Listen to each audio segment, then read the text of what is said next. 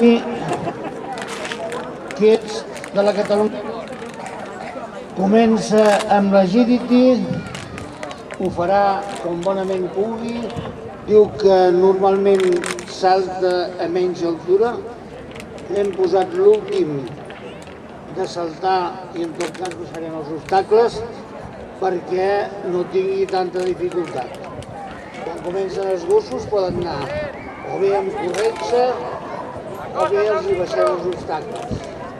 Això només és una petita mostra de tot el que poden fer el gos de cura